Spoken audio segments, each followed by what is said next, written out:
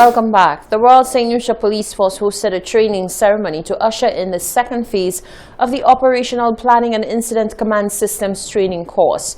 Present on the day were executive members of the Security and Emergency Services, including Deputy Commissioner of Police Wayne Showery, former Commissioner of Police Osbert Regis, Chief Fire Officer Joseph, Deputy Director of Corrections Terence Leonard, and Deputy Chief Fire Officer George Victorin. First to address the room was DCP Showery, who said the course is the first in this current training series, aptly themed Empowering Our Successors, Enlightening Force Leaders. Last week, we entertained or we embraced the inspectors and sergeants. And today we are doing more inspectors and gazetted officers as well as senior officers from the fire service and Borley Correctional Facility.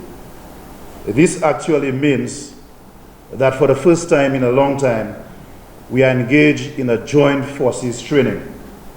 You would understand that the fire service and the Borley Correctional Facility are agencies or sister agencies within our National Security Ministry. And we work together all the time in times of crisis. Only earlier this year, we assisted the Borley Correctional Facility in quelling a prison riot. And from time to time, the routine activities of Carnival, Asu Square, and Journée Creole, we've always partnered with the fire service. DCP Showery said although the different entities have worked together tirelessly, it is few and far between for them to have opportunities to train together. He said the course will allow trainees to benefit from gaining knowledge of the other services, thus strengthening their leadership roles. Meanwhile, Osbert Regis expressed gratitude for the opportunity to share his expertise. I think that, as I said previously, it is my responsibility to pass on the skills and the knowledge that I have acquired over the last 30 plus years in operational planning and so on. I am still very much active in training.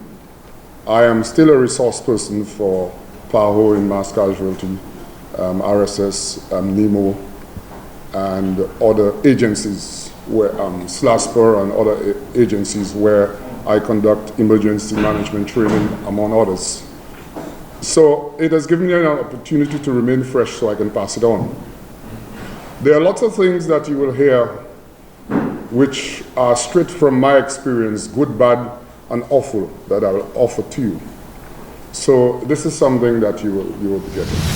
The ceremony was hosted at the Police Training Academy at La Toc on Wednesday. Sections of St. Lucia's workforce displaced by the impact of the COVID-19 pandemic may soon have a new avenue to reroute themselves to alternative in-demand careers. The Sir Arthur Lewis Community College is preparing a suite of tailored short-term courses that will provide mature prospects with new marketable skills. Principal Dr. Keith Nurse says this new venture will be added to a list of other similar offerings under the college's ongoing lifelong learning program and TVET initiative. What we want to do for those people who are probably displaced, particularly in the tourism sector and some of the retail and other sectors, is to curate a process whereby we offer them certificates in a very packaged way. Okay. So we have in mind training, for example, for the blue economy. So what skills do you need to have for the blue economy? And so we start with an understanding of what the marketplace requires, and then we build out those skills in 4 to 5 very well-packaged training components. Dr. Nurse added that the certification obtained will carry credits transferable to future degree programs. So you get a certificate. In fact, you would get what we call a digital certificate, and in effect, it would be a nano degree. Now, that nano degree is transferable so that you can then use that as a basis to come back to the college if you want to now go on to do your associate degree or your bachelor's degree. He says this and other relevant initiatives by the college are consistent with the thrust toward education innovation.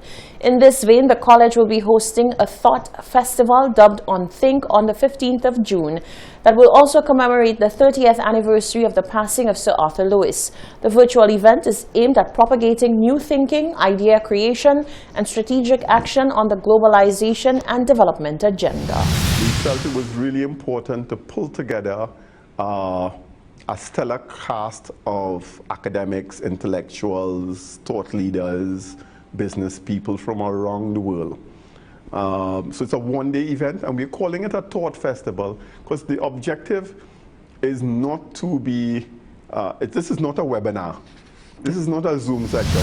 The inaugural event, being held in honor of the life and legacy of Sir Arthur Lewis, will have his work woven into the program of keynote addresses and panels that will focus on areas including green or blue sustainable development as a solution for climate action, development of healthy equity beyond COVID-19, digital education, and industrial upgrading. U.S. President Joe Biden is in the U.K. for talks with Prime Minister Boris Johnson on the eve of the G7 summit in Cornwall. It is the first time the two leaders have met face-to-face. They will discuss transatlantic travel and a new Atlantic Charter aimed at refreshing the so-called special friendship. The president is also expected to tell Boris Johnson the EU-UK row over post-Brexit trading in Northern Ireland must not affect the peace process. The President of the United States has arrived in the UK ahead of a meeting with world leaders at the G7 summit this weekend. Joe Biden's first overseas trip as president begins tomorrow with a meeting with Boris Johnson, at which he's expected to say that the trade row between the EU and the UK should not be allowed to endanger peace in Northern Ireland. At the heart of that row is the Brexit agreement's Northern Ireland Protocol, which allows for border checks on goods going into the province from the rest of the UK. Ministers want those checks to end, arguing that they are leading to food shortages. Our North America editor, John Sopel, has this report. For the first time since becoming president in January, Joe Biden steps out from Air Force One onto foreign soil. The soil of Suffolk and RAF Mildenhall, to be precise, on a perfect summer's evening. The president wants this first foreign trip that will take him to Cornwall, Brussels and Geneva to be seen as a decisive break from the Trump years. America no longer isolationist. Points he drove home to US servicemen and women at the base once he told them to relax. Please, at ease. I keep forgetting I'm president. America is back in a role of global leadership, he told them. At every point along the way, we're going to make it clear that the United States is back and democracies of the world are standing together to tackle the toughest challenges and the issues that matter most to our future. That we're committed to leading with strength, defending our values, and delivering for our people. Whether it be COVID, the global economy or climate change, Joe Biden wants to see America at the forefront. And he looked ahead to the trickiest of his encounters on this trip, his meeting in Geneva with the Russian president. I'm heading to the G7, then to the NATO ministerial, and then to meet with Mr. Putin to let him know what I want him to know.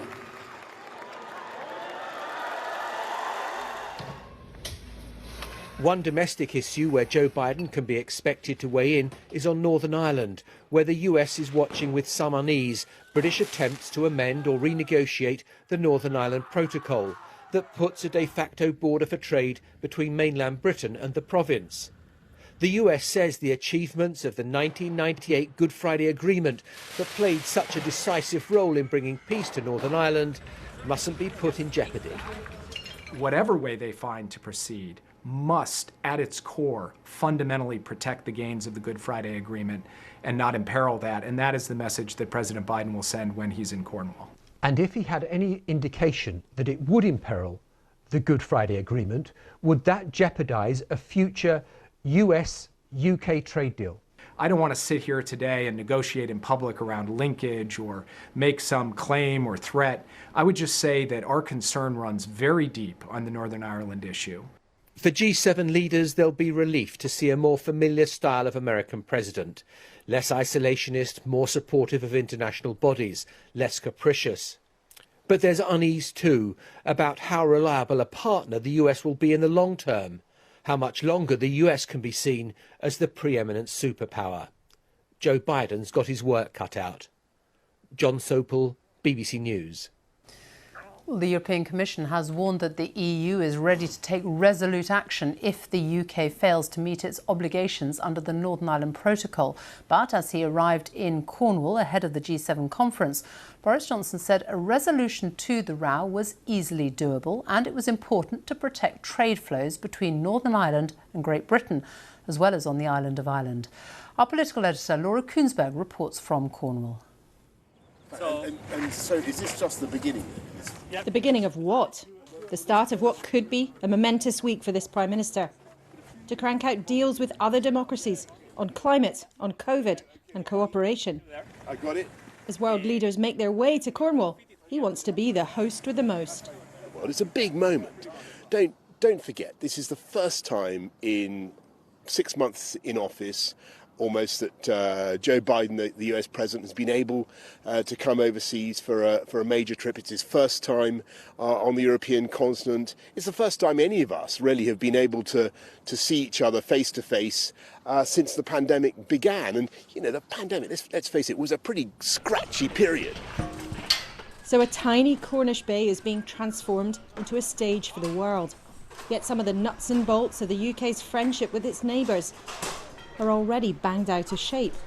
While the Prime Minister was making his way to the southwest, in Westminster, this diplomatic spat with the EU was reaching new levels of danger.